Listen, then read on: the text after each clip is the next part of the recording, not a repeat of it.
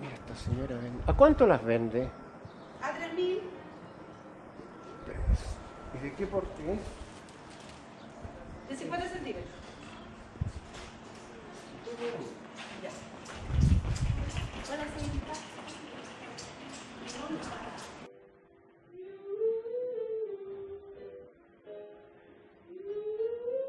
No, lo que me contaste de esto, de esta gestión para que las cosas volvieran, se fueron, no me calza. Hay algo ahí que no me calza con la... Porque el par, la pareja lo hicimos con José Luis Uribe porque él tiene una habilidad enorme para...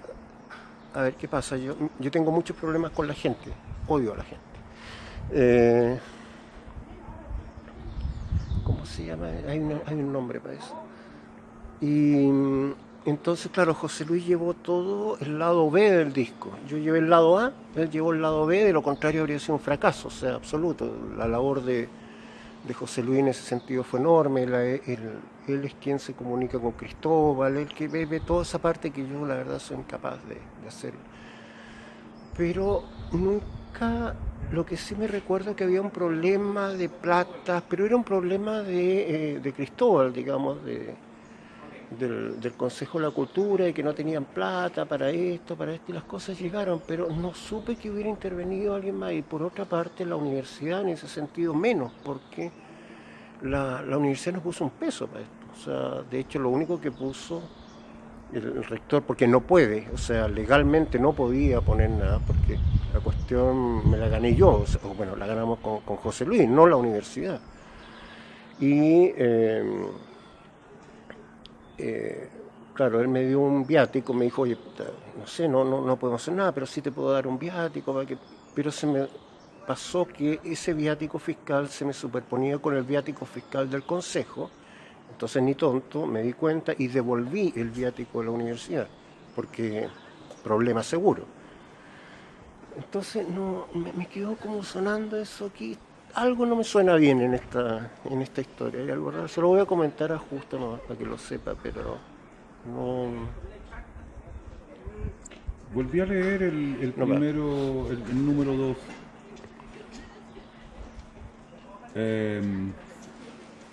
Eso es del 2008, hace 10 años. Sí. Es un buen número. Es un buen número. De hecho, el último número lo hizo Andrés. Tú lo viste, ese gris, que no me gustó. Creo que esta parte no se la he dicho claramente a él, pero se la voy a decir, por lo tanto no es una infidencia, digamos, ¿no?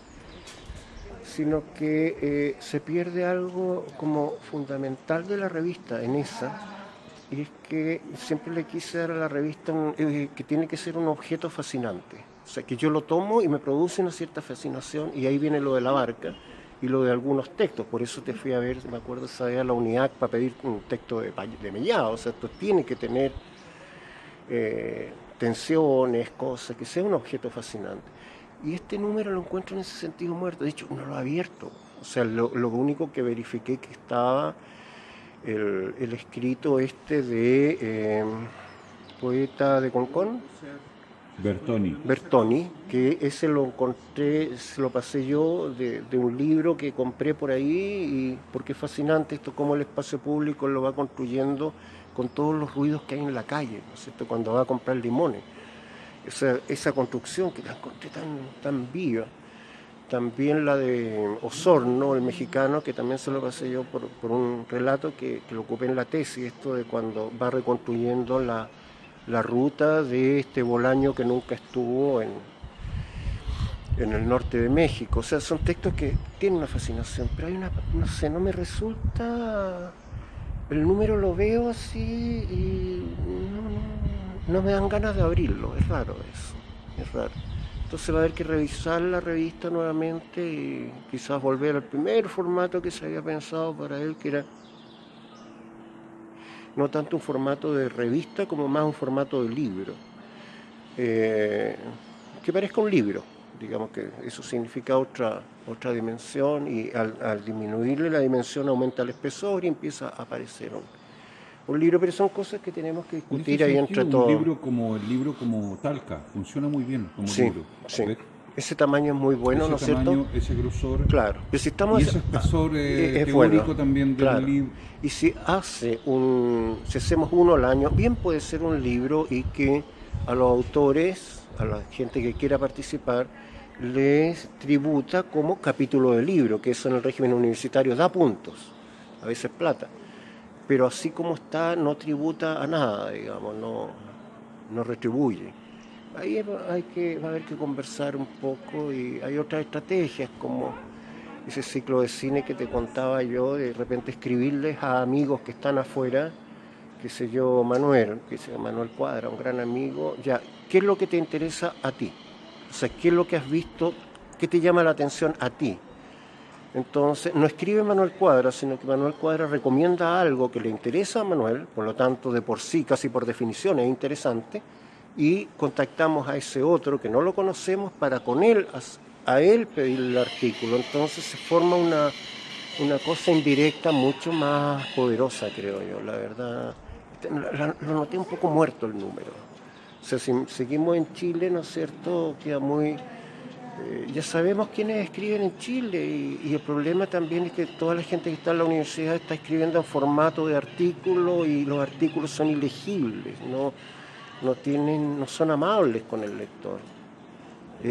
Tu artículo de ese 2008 fue amable, el de Jocelyn Hall tenía ironía, tenía... De Bengoa el de era muy Bengoa, punzante, y construía toda una realidad, ¿no es cierto? Entonces, en ese sentido, yo creo que eso es lo que se pretende con la revista de la escuela y no como cumplir. Esta la encuentro media cumplidora todavía. Pero es que al cabo de 10 años también uno tiene Todo, que aprender hay a cumplir. que cambiar. También Aprende a cumplir. Sí. Tienes también esa desventaja ventajosa que es muy cabrona finalmente. Sí. Aprendes muy bien a cumplir. Claro, en ese sentido le falta tensión. O sea, yo creo que la palabra tensión es buena porque hay que mantenerla siempre tensionada, esa cuestión, siempre poniéndola en crisis constante y hay tipos que lo hacen muy bien eso. Hay tipos que lo hacen muy bien. Manuel Delgado en Barcelona, un tipo que vive en ese estado constante, ¿no es cierto? Hay que ver.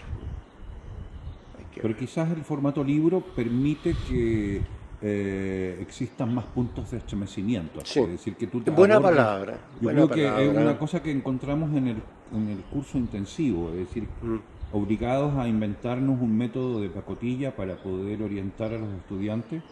Entonces tuvimos que como inventar un léxico propio, haciéndose en la lectura, el instante, no instante, sino momento de estremecimiento, el momento, y el momento mismo, es decir, qué significa cuando el dispositivo se te va al carajo, ¿ah? y cuáles son las condiciones, ¿ah? para que eso ocurra, y cuáles son sus efectos. Sobre todo en la lectura de un texto complejo como El lugar sin límites. Sí. No, eso es el momento de estremecimiento, bonito. Entonces, en términos editoriales, el momento de estremecimiento es decir, ¿qué es lo que, no que pone en crisis, porque asusta esa palabra, no lo que pone en crisis la escuela, sino el punto de aceleración formal? Sí. O sea, hay momentos de aceleración y momentos de retención. Porque no todo es una especie de fuga hacia adelante. No, claro. Hay cosas que hay que guardarse. Las tazas. Sí. Las tazas. Sí, hay que guardar. O sea, hay un momento de estancamiento necesario en que el nivel de escurrimiento crítico de las aguas es distinto.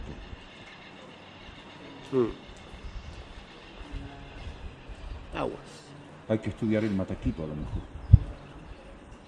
A ese no le hemos entrado nunca. ¿Por qué? Porque no lo hemos entrado. O sea, y entrarle significa 3 años. O sea, es duro, digamos. Es trabajo, mucho trabajo el Mataquito. Mucho trabajo. Un río muy distinto al Maule. Muy distinto al Maule. En ese sentido yo encuentro más interesante que el Mataquito, que está dentro. Encuentro más interesante, fíjate, el Ñuble, en cuanto yo tiendo a encontrar como que el límite del Valle Central hacia el sur tiende al Ñuble. Y no al Itata ni al... Para mí como que era el Itata, claro, pero era un problema... A mí me parece que es Ñuble, me parece. pasa algo, claro, cuando se empieza a desarrollar tanto la zona de Concepción, ¿no es cierto? Parece que el límite hay que retrasarlo. Y claro, el mismo Jocelyn Hall ahí dice que, claro, en un momento el Valle Central llegaba hasta La Serena, digamos, en una definición, pero claro, cuando Santiago todavía era un pueblo, ¿no? Yo, estando en Valparaíso, recibí en mi oficina al alcalde de San Felipe, en un momento fue protocolar, había muy interesante. Y la conversación fue muy increíble porque el tipo me dice, no, nosotros somos el sur del norte chico. Así se entiende él. Y no tenemos nada que claro. ver con Santiago. Es decir, perdón, me dice, Claro. somos el límite del norte chico y no el extremo de la región metropolitana. Sí. Uy, lo cual agregaba, creo que eso tenía un agregado. Sí. ¿Ves? Son bonitas esas tensiones. Sí. Tensiones, claro. Son tensiones. Son bonitas, sí. Claro, porque yo decía ahí en esa revista que el límite norte está en Angostura de Paine, ahora está en el Monticello. Entonces, Cresta no está en el Monte, porque Angostura de Paine ahora desapareció con el Monticello, ¿no? Se lo pitearon. Entonces, ya, pero entonces no puede ser el Monticello, porque el Monticello es región metropolitana, es Santiago. Entonces, ¿dónde está el límite ahora? Y hacia el por sur, este con la crecimiento. creación de la nueva región, Ahí también ocurre, administrativamente el asunto claro, también. ocurre algo ahí. Pero, por ejemplo, el Mataquito, ¿en qué sentido sería diferente? Volviendo atrás un poco a... Parece, ahí uno lo podría entender como un río. Es que es un río muy ancho, es muy curioso eso, muy ancho, pero tiene esto tan bonito de que no tiene el Maule, que en el Maule lo que hay, los pueblos, los poblados que hay en su ribera, son muy pequeños, pueblitos muy pequeños. En cambio, Licantén, Gualañé, Rauco son cosas importantes, digamos, mucho mayores. Entonces, no sé, hay que verlo más. No, necesitamos, yo creo, unos 3 años metidos ahí en el Mataquito y... de esa pintura de Gómez Hassan, Sí. de las balsas, barcas. Mm. En el Maule, una de las cosas que me ha impresionado a mí es la barra, la arena. Y ese es un asunto no menor, quizás. ¿En qué momento el Maule deja de ser navegable también?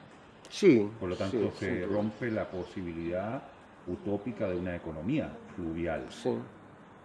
Pero es que se rompió hace tanto tiempo, es que tiene que ver un poco con lo que te decía también ayer, digamos, de que, o sea, claro, uno podría decir, no, nuestro futuro está en el pasado, y sería válido, pero yo solo veo pasado, y el problema del futuro está. O sea, creo que, no sé, no veo proyectos de futuro ligados claramente a actividad económica, es decir, sí llega una fábrica ahí de jugo de uva, parece que algo se produce en el proceso del vino, jugo de uva, estupendo, y llega el alcalde y todo lo que está. Pero justamente ahí se entrega todo, fíjate que cualquier cosa, que el patrimonio, cuando llegó un supermercado al terreno de la compañía de fósforos que funcionó en Talca, que tiene una cultura interesantísima porque en su génesis fueron capitales suecos y se trajo acá el estado de bienestar sueco, se trajo a Talca en el régimen laboral que se le ponía o que se le ofrecía a los trabajadores, casas, toda la manera de organización. Bueno, llega al supermercado, no dejaron piedra sobre piedra. ¿Por qué? Porque va a haber trabajo, por lo tanto, démosle, no olvidémonos de ese patrimonio, ¿no es cierto? Y pongamos un supermercado. Sacamos una fábrica de fósforo, ponemos un supermercado y yo peleaba, me acuerdo haber escrito en el diario, en ese tiempo escribía en el diario, no sé, una mierda, pero escribía en el diario. Y en la entrada de la compañía de fósforo habían 2 álamos muy esbeltos, que eran los álamos de los que se sacaban los fósforos. Estaban ahí. Hay una foto de la barca que los tiene todavía.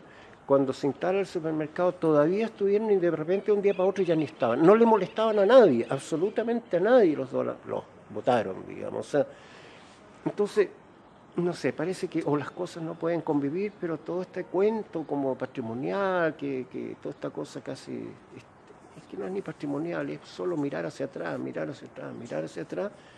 pero hasta por ahí nomás. O sea, es bastante plástico ese concepto, porque si llegan empresas, llega fuente de trabajo, todo se tira a las pailas, digamos, ¿no? Pero en este sentido, ¿no te parece que este patrimonialismo ya, este patrimonialismo, iba a decir excesivo, pero no quiero usar esa palabra, no. Quizá había que decir simplemente patrimonialismo. Sí. Es como el bálsamo que usa la oligarquía local para encubrir su hundimiento y darle una cobertura simbólica que de otro modo sería insoportable. Ya, pero que yo no sé si es tan oligárquico, porque, no sé, pues como cuando pasa con cualquier película de época en que, o sea, cuando se habla de estas cosas, todos tendemos a imaginarnos que estamos en la corte del rey, ¿no es cierto? No que somos los que andamos por ahí. Uno añora esas épocas porque uno se imagina que estaría en la corte del rey, no que sería de los que están cagados de hambre por allá. No, lo que pasa Entonces, es que hay casi como un arribismo patrimonial. patrimonial. Uso la palabra oligarquía Claro. con bastante conciencia de lo que puede significar. Hay una aspiración oligárquica. Exactamente. Sí, y que está en estratos medios. Efectivamente. Claro. Yo tiendo en el hacia sentido allá. que la dictadura permite la reoligarquización de la sociedad Claro, chilena. claro. Por lo tanto, es un tipo de recuperación simbólica de un poder al cual, curiosamente, la clase media o los plebeyos aspiran, pero le reclaman a la vieja oligarquía no haber cumplido con el rol que su tiempo les había encomendado. Sí, es una situación, una contradicción. Es una situación muy feroz, porque en el fondo es reclamar que fueron malos papitos. Sí. Ustedes fueron malos patrones. Y en verdad nosotros necesitábamos un patrón. Sí. En ese sentido es un patrimonialismo bastante curioso. Porque es el patrimonialismo, es un patrimonialismo aspiracional, le digo. Dije yo, patrimonialismo